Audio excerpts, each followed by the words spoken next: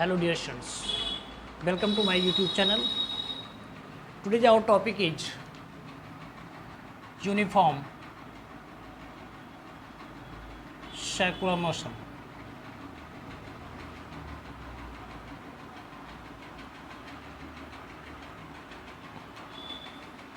बेटा आप इसके पहले पढ़ चुके हैं लीनियर मोशन के बारे में, और लीनियर मोशन में आपने पढ़ा हुआ है if any object moves in a straight line path, then its motion becomes linear motion. That means if any object starts its motion at the point A and reaches at point B in a straight line path, then its motion becomes the linear motion. अब अगर बेटा हम suppose करें कोई object A point से start करता अपना motion B point तक पहुंचता है, और बी पॉइंट के बाद टर्न लेकर के वो सी तक गया, और सी से पुनः टर्न लेकर के वो डी पॉइंट तक पहुंचकर वापस वो ए पॉइंट तक पहुंच जाता है। और इस वेलोसिटी में इस मोशन के अंतर्गत अगर हम ये देखें कि ऑब्जेक्ट जो ए पॉइंट से चलना शुरू किया था उसने पुनः ए पॉइंट तक पहुंचने के दौरान कितनी बार टर्न लिया हुआ है, तो आप देख पाएंगे एक बार इस जगह पे, दूसरा सी पॉइंट पे, डी पॉइंट पे और फिर ए पॉइंट पे। तो टोटल इसके पास 4 टर्न हुए अपने कंप्लीट मोशन के दौरान। और अगर देखा जाए ये जो शेप बन रहा है, इसके मोशन का पाथ का जो शेप बन रहा है, ये शेप बन रहा है रेक्टेंगल शेप का, और आपको पता है रेक्टेंगल में 4 साइड होती है। तो हम कह सकते हैं कि ऑब्जेक्ट जिस शेप में मूव कर रहा है उस शेप के जितने साइड होंगे ऑब्जेक्ट का टर्न भी उतना ही बनेगा। अगर मान लीजिए ऑब्जेक्ट हेक्सागन वाले शेप में मूव करता, हेक्सागन में 6 साइड होते हैं, तो उस दौरान ऑब्जेक्ट के द्वारा 6 टाइम्स टर्न किया जाता, ऑक्टेगन में 8 टाइम्स टर्न किया जाता। लेकिन अगर हम आपसे कहें अगर कोई ऑब्जेक्ट बेटा सर्कुलर पाथ में मूव कर रहा, सर्किल में मूव कर रहा है, सपोज करें अगर कोई ऑब्जेक्ट सर्किल में मूव कर रहा है, तो सर्किल में मूव करने के दौरान कितनी बार वो टर्न लेगा हम इसको डिफाइन नहीं कर सकते। रीज़न क्या है? क्योंकि सर्किल के साइड इनफाइनाइट होते हैं, राइट? क्योंकि आपने डिफिनेशन पढ़ा होगा एनसीईआरटी में कि सर्किल एक ऐसा शेप है जहाँ पर हर एक साइड का डायमेंशन रिड्यूस होकर के पॉइंट के बराबर हो जाता है, राइट? मतलब कह सकते हैं कि सर्किल का प्रत्येक डायमेंशन रिड्यूस होकर के पॉइंट साइज हो जाता है, और सर्किल में इनफाइनाइट पॉइंट होते हैं, इस वजह से सर्किल का साइड भी आपका इनफाइनाइट बनेगा, राइट? अब आगे देखिए हम लोग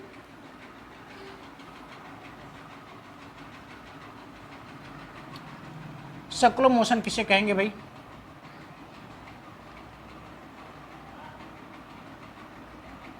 if any object moves in a circle, then its motion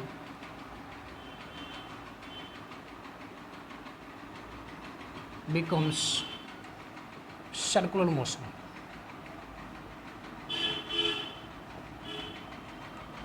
बेटा अगर कोई ऑब्जेक्ट सर्किल में मूव कर रहा है तो सर्किल में मूव करने के दौरान उस ऑब्जेक्ट का मोशन सर्कुलर मोशन कहलाएगा।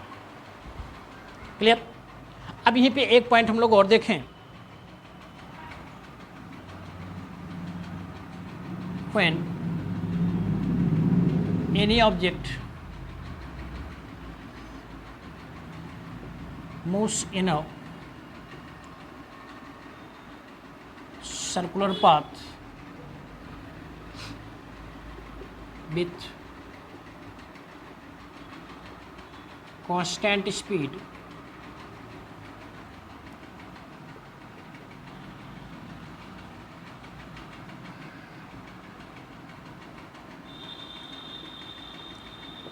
its motion becomes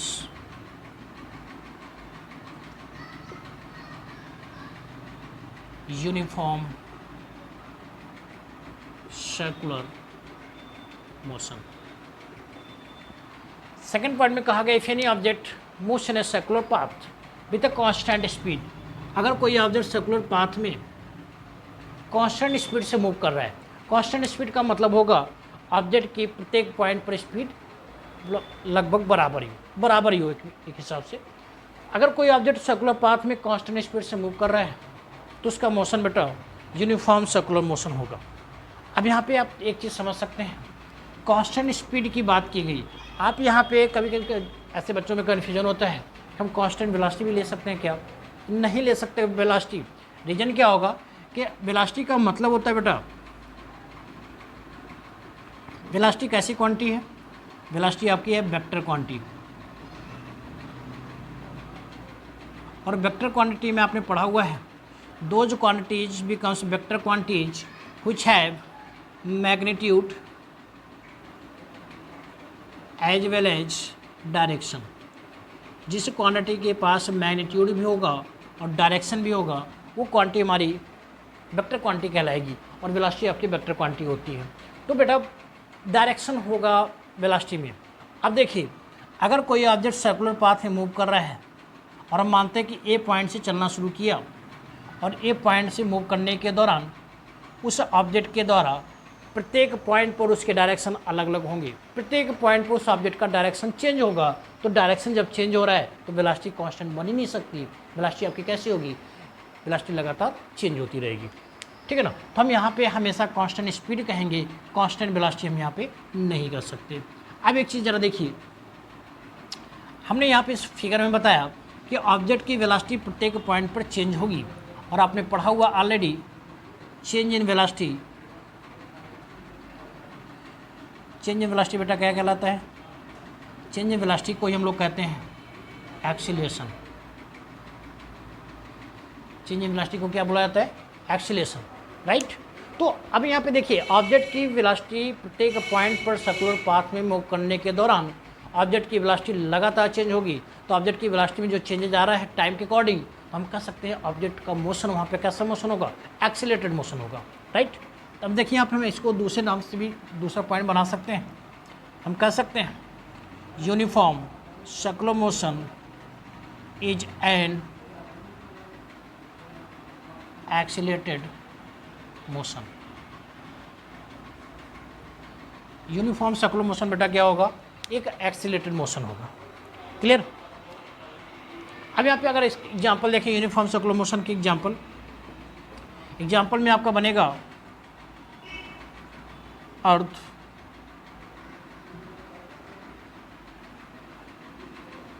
रिवॉल्विंग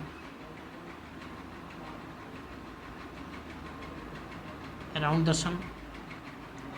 उसी तरीके से मून रिवॉल्विंग अराउंड अर्थ। उसी तरीके से आप सैटेलाइट भी कर सकते हैं। सैटेलाइट का जो मोशन होगा वो भी आपका यूनिफॉर्म सर्कुलर मोशन का एग्जांपल बनेगा। सैटेलाइट के साथ साथ आप needle of the wall clock, needle of the wrist watch, ये सब आपके एग्जांपल बनेंगे यूनिफॉर्म सर्कुलर मोशन के। क्लियर बेटा? अब यहाँ पे कुछ न्यूमेरिकल्स के तहत जो इम्पोर्टेंट चीज़ें आती हैं उसको हम लोग देख लेते हैं।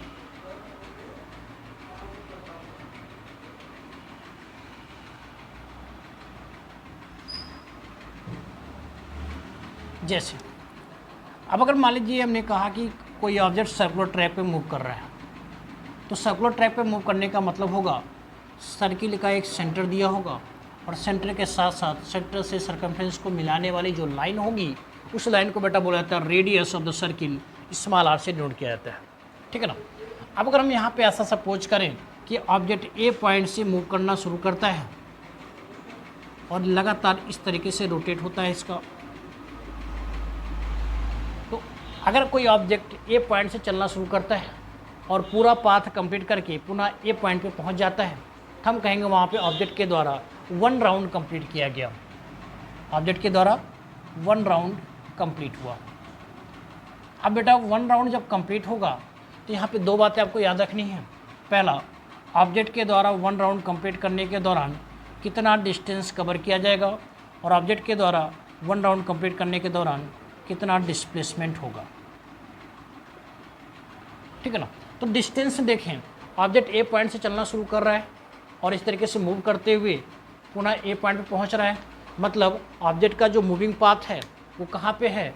सर्किल के सर्कमफ्रेंस पर ही ऑब्जेक्ट लगातार रोटेट कर रहा है, लगातार मूव कर रहा है। तो ऑब्जेक्ट का जो मूविंग पाथ है वो बन रहा है सर्कमफ्रेंस ऑफ द सर्किल, और सर्कमफ्रेंस ऑफ द सर्किल आपका बनेगा डिस्टेंस। तो distance is equal to circle का सर्कमफ्रेंस आपका बनता है 2πr, तो डिस्टेंस भी बेटा आपका हो जाएगा 2πr। डिस्प्लेसमेंट आपका यहाँ पे बनेगा। अब देखिए ए पॉइंट से अगर चलना शुरू करता है कोई ऑब्जेक्ट और मूव करने के बाद ए पॉइंट पर फिर से वापस पहुँच जाता है, तो आपने डिस्प्लेसमेंट की डेफिनेशन आपने पढ़ी हुई है।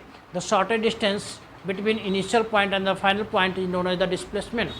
डिस्प्लेसमेंट का मतलब होता है इनिशियल पॉइंट और फाइनल पॉइंट के बीच की शॉर्टेस्ट डिस्टेंस। अब यहाँ पे देखिए इनिशियल पॉइंट आपका ए बन रहा है, फाइनल पॉइंट भी मूव करने वन राउंड कंप्लीट करने के बाद फाइनल पॉइंट भी ए ही बन रहा है। तो दोनों पॉइंट जब एक ही जगह पे बन रहे हैं तो वहाँ पे इनिशियल पॉइंट और फाइनल पॉइंट के बीच की जो शॉर्टेस्ट डिस्टेंस निकालेंगे वो कितनी आएगी, वो बनेगा बेटा 0। ठीक है ना। तो आपको याद रखना है वन राउंड जब कंप्लीट किया जाएगा किसी ऑब्जेक्ट के द्वारा तो डिस्टेंस कवर किया जाएगा 2πr, डिस्प्लेसमेंट आपका होगा 0।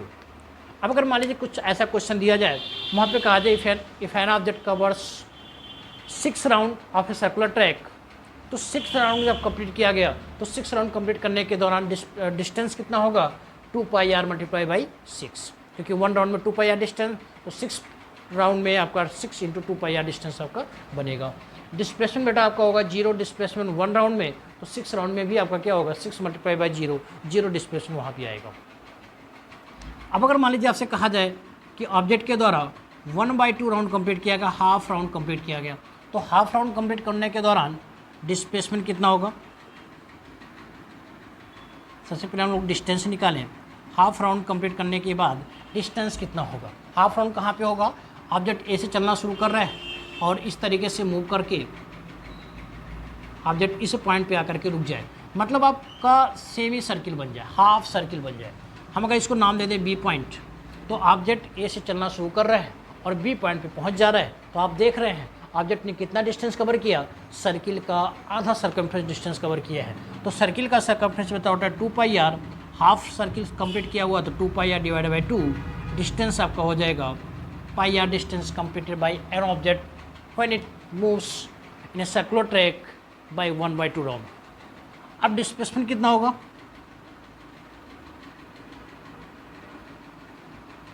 डिस्प्लेसमेंट की बात करें तो डिस्प्लेसमेंट बेटा आपका होगा ऑब्जेक्ट ने ए से चलना शुरू किया, बी पॉइंट तक पहुंचा हुआ, तो ये उसका टोटल डिस्टेंस बनेगा, लेकिन शॉर्टेज डिस्टेंस आपकी ये बनेगी। ठीक है ना, शॉर्टेज डिस्टेंस आपका ये बनेगा। यहाँ से लेकर के यहाँ तक के बीच की डिस्टेंस स्मॉल आर है, तो ये भी डिस्टेंस बेटा क्या बनेगी, स्मॉल आर ही तो होगा, क्योंकि रेडियस से सर्कमफ्रेंस को मिलाने वाली जो लाइन होती है वही रेडियस कहलाता है। सर्कमफ्रेंस से नहीं, सेंटर से सर्कमफ्रेंस को मिलाने वाली जो लाइन होती है उसको रेडियस कहते हैं। तो इस सर्कमफ्रेंस सेंटर से सर्कमफ्रेंस को ये लाइन मिलाया गया, रेडियस बना। सेंटर से सर्कमफ्रेंस को ये लाइन मिलाया गया तो ये भी रेडियस बना।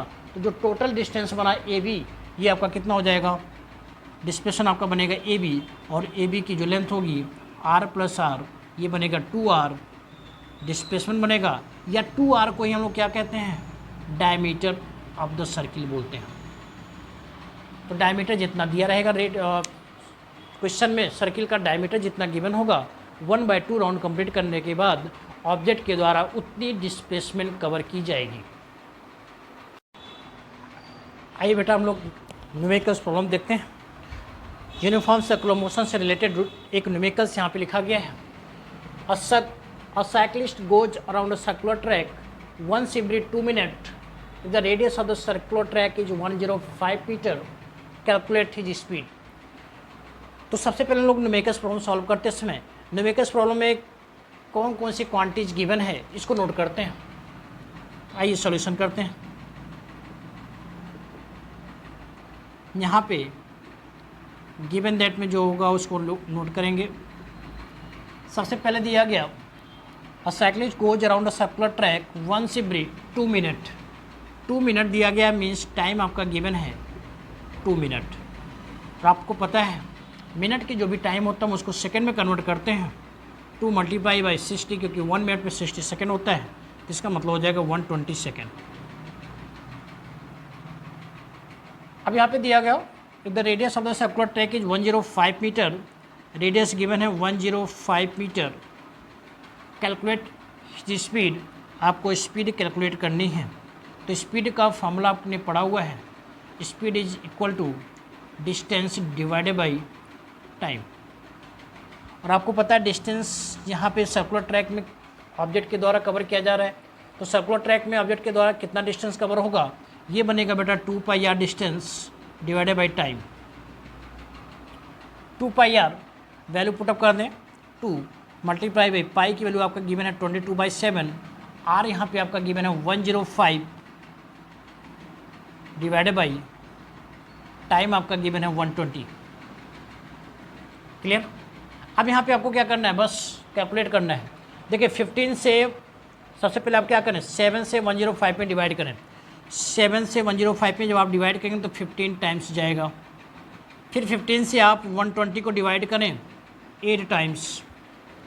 2 से आप 8 को डिवाइड करें 4 टाइम्स।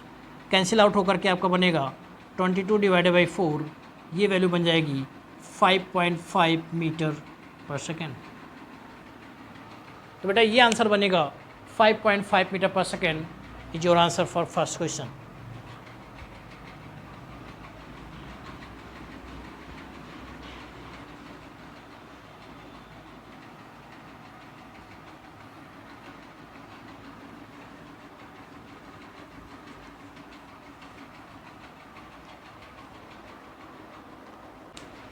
आइए बेटा सेकेंड क्वेश्चन यहाँ पे लिखा गया है, an artificial satellite is moving in a circular orbit of radius 42 to 50 km. Calculate its speed if it taken 24 hours to revolve around the earth.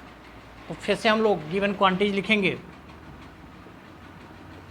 Given that में आपका बेटा दिया हुआ है, रेडियस गिवन है, r is equal to 42250 kilometre.